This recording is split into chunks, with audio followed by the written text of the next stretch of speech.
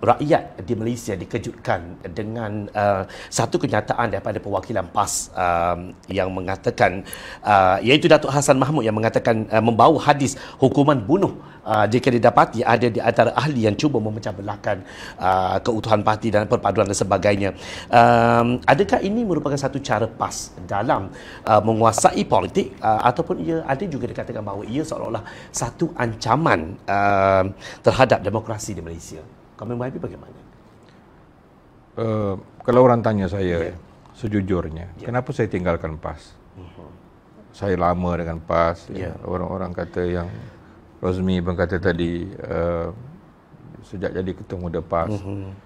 Saya jawab dengan satu jawapan yang mudah. Saya tinggalkan PAS pada waktu itu kerana saya rasa pendekatan politik PAS pada waktu itu tidak lagi sehaluan dengan apa yang saya perjuangkan dan saya dididik dalam PAS. Itu saja. Jadi tak payahlah kita cari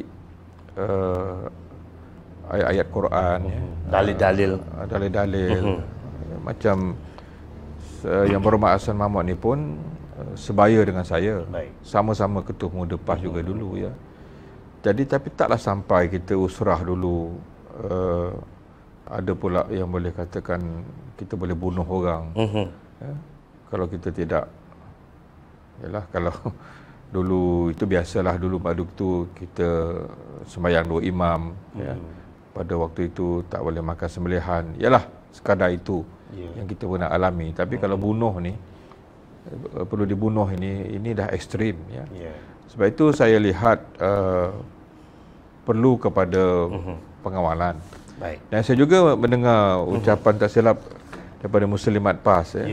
Dia kata rugi kita tak dapat untuk bertanding di Sabah kerana tak ada peluang orang Sabah masuk syurga ya.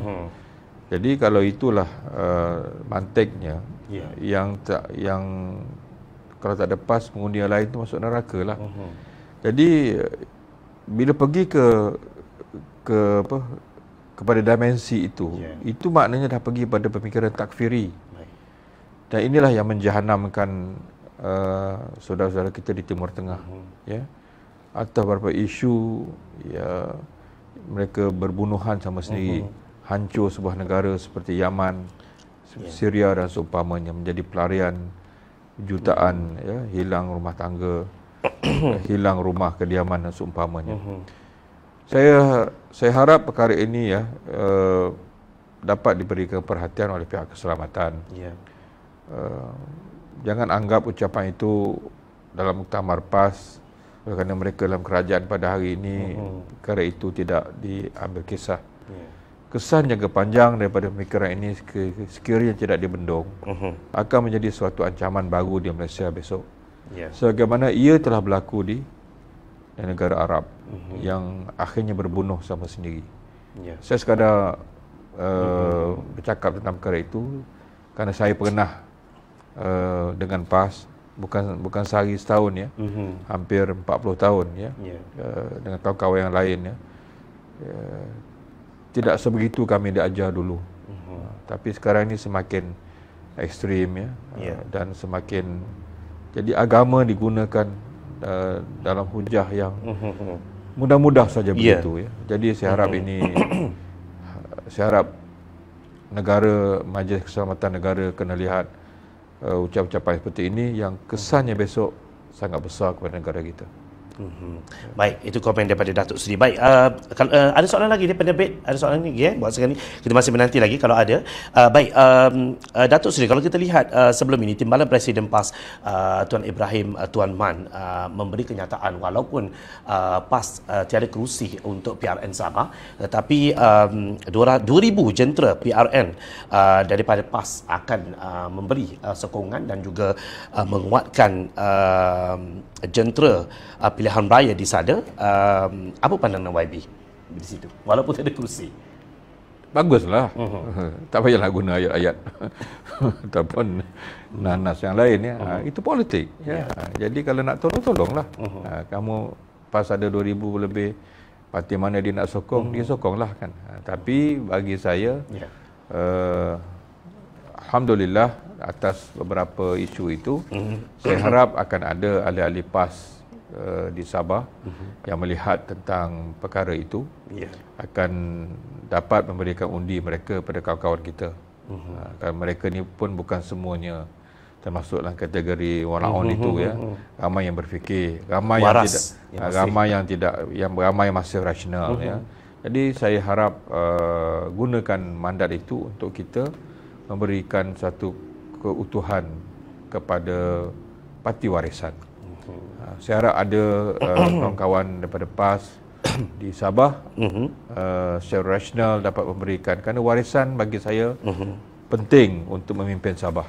Kerana dengan kestabilan politik yang mereka dapat, aspirasi rakyat Sabah akan dapat dijelmakan. Setelah UMNO dan rakan-rakan lain gagal setelah berpuluh-puluh tahun di Sabah yang menyaksikan Sabah masih jauh ketinggalan. Jadi warisan saya harap akan dapat membawa mandat baru ini dan dapat menunaikan janji-janji mereka kepada rakyat Sabah. Baik, kesimpulan YB 1 minit untuk tajuk perbincangan kita. PRN Sabah cerminan PRU15. Kata-kata ya, sekiranya insya-Allah Datuk Seri Shafie Apdal akan memenangi pilihan raya ini, ia penting. Ya, dia akan memberikan satu gelombang baru. Gelombang itu akan sampai ke Semenanjung dan dia penting untuk memberikan signal dan isyarat kepada rakyat Sabah. Mereka benci kepada politik ala pelacur ini. Harga diri dipermainkan. Jadi saya harap rakyat Sabah akan mengundi parti warisan, calon yang benar-benar dapat memberikan khidmat mereka kepada rakyat, kukuhkan kerajaan warisan di Sabah. Nah, ini masih yang penting bagi saya untuk kita tamatkan politik kotor, politik lompat, politik ala pelacur ini ditamatkan dan beri kemenangan besar kepada parti warisan.